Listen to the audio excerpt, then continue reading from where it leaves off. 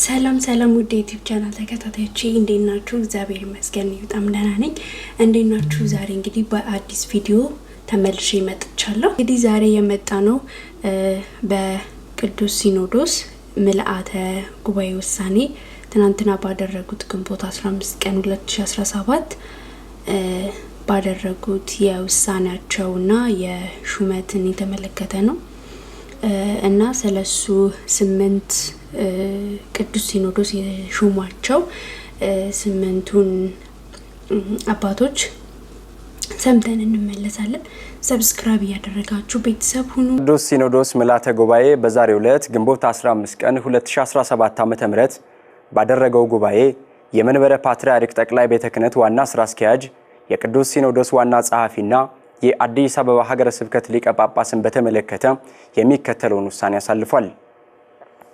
አንደኛ ብፁዕ አቡነ ዲዮስቆሮስን የቅዱስ ሲኖዶስ ዋና ጸሐፊ፣ ሁለተኛ ብፁዕ አቡነ ሳዊሮስ የመንበረ ፓትርያርክ ጠቅላይ ቤተ ክህነት ጽሕፈት ቤት ዋና ስራ አስኪያጅ፣ ሶስተኛ ብፁዕ አቡነ ሕርያቆስ የሀዲያ ሀገረ ስብከትን እንደያዙ የአዲስ አበባ ሀገረ ስብከት ሊቀ ጳጳስ፣ አራተኛ ብፁዕ አቡነ ናትናኤል ዘኮሎራዶን የቅድስት ሀገር ኢየሩሳሌም ገዳማት ሊቀ ጳጳስ፣ አምስተኛ ብፁዕ አቡነ ናትናኤል ሚኒሶታን እንደያዙ የኮሎራዶ ሀገረ ስብከትን እንዲመሩ፣ ስድስተኛ ብፁዕ አቡነ ሄኖክ የደቡብ አፍሪካ ሀገረ ስብከት ሊቀ ጳጳስ፣ ሰባተኛ ብፁዕ አቡነ እምባቆም የገዳማት መምሪያ ሊቀ ጳጳስ ሆነው እንዲመሩ፣ ስምንተኛ ብፁዕ አቡነ ሙሴ አውስትራሊያን እንደያዙ የመንበረ መንግስት ግቢ ቅዱስ ገብርኤልና የታዕካ ነገሥት በዓታ ለማርያም ገዳም ሊቀ ጳጳስ ሆነው እንዲመሩ ወስኗል። እንግዲህ ተመልካቾቻችን አይተን ተመልሰን መተናል። ያው እንዳያችሁ በኢትዮጵያ ኦርቶዶክስ ተዋሕዶ አሁን ያው ፈተና ውስጥ እየወደቀች ነው። መከራ ውስጥም እየገባች ይመስለኛል እንደኔ። አቡነ ሳዊሮስ እኮ እዚህ ቁጭ ብለው ምርጫ ሲመረጥ 16 ነው ምናምን ድምጽ እኮ አግኝተዋል ለጠቅላይ ቤተ ክህነት ዋና ስራ አስኪያጅነት። ለምንድን ነው አቡነ ሳዊሮስ ይወደቁ? ምክንያቱም ብቃት የላቸውም። ይሄን እናገራለሁ፣ ብቃት የላቸውም።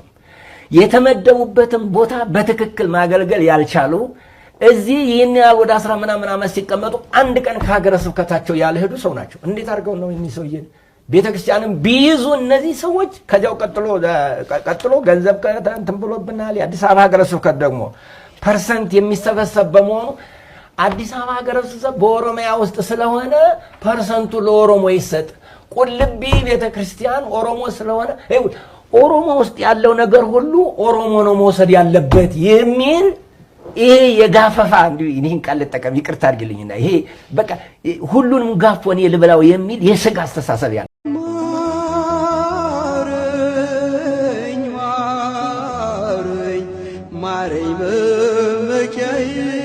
ምንም ባላስቀድስ ባልቆም ማህሌት ነጠላ ለብሼ ባልሄድ አውደ ምሕረት ምንም ብቆሽሽም ባይጠራ ኃጢአቴ አልደራደርም መቼም በእምነቴ። የኢትዮጵያ ኦርቶዶክስ ተዋሕዶ ሃይማኖት ተከታይ ነኝ። የኢትዮጵያ ኦርቶዶክስ ተዋሕዶ ሃይማኖት ተከታይ ነኝ። የኢትዮጵያ ኦርቶዶክስ ተዋሕዶ እምነት ተከታይ ነኝ። የኢትዮጵያ ኦርቶዶክስ ተዋሕዶ ሃይማኖት ተከታይ ነኝ። የእግዚአብሔር ልጅነት የሰጠችኝን ቅድስት ቤተ ክርስቲያንን ለመጠበቅ ተዘጋጅቻለሁ።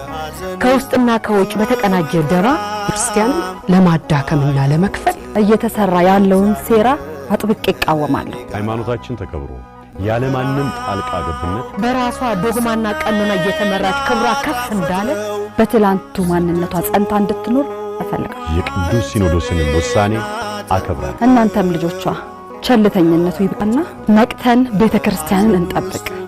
የቀደሙ እናቶችና አባቶችን መንገድ በጽናት እከተላለሁ። ልክ እንደ ነነዌ ሰዎች አምላካችን በንስሐ እንዲቀበለን እምነታችን የደም ስራችን ነው ወገኖች። እምነታችን የደም ስራችን ነው። የደም ስር ከተቆረጠ ሞት ነው፣ ምንም ነገር የለም። ከዛ መድኃኒት የለውም። ቆመን ልንሄድ አንችልም።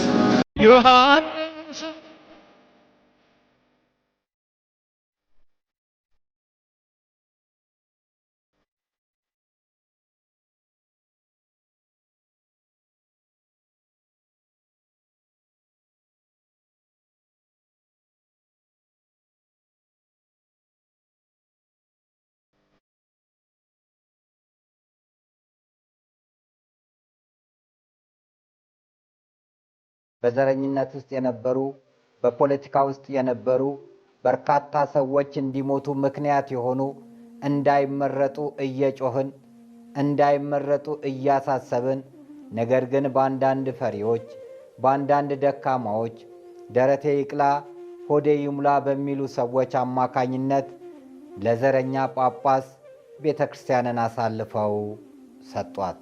ለአቡነ ሳዊሮስ የበላሽው ያገሳሻል በላይ በላዩ ደግመሻል እንደተባለ ሸገር ሲቲን አሳልፈው የሰጡ አዲስ መዋቅር የፈጠሩ በኦሮሚያ መዋቅር የሄዱ ቀኖናን ጥሰው እንደዛ ያደረጉ አባቶች ከትላንትናው ሳይማሩ ዛሬ ብዙ ዋጋ ለተከፈለላት ቤተክርስቲያን፣ ብዙዎች ለታሰሩላት፣ ብዙዎች ለሞቱላት፣ ብዙዎች ደማቸው ለፈሰሰላት ቤተ ክርስቲያን ለነዚህ ሰዎች አሳልፈው ቤተ ክርስቲያንን ሰጡ።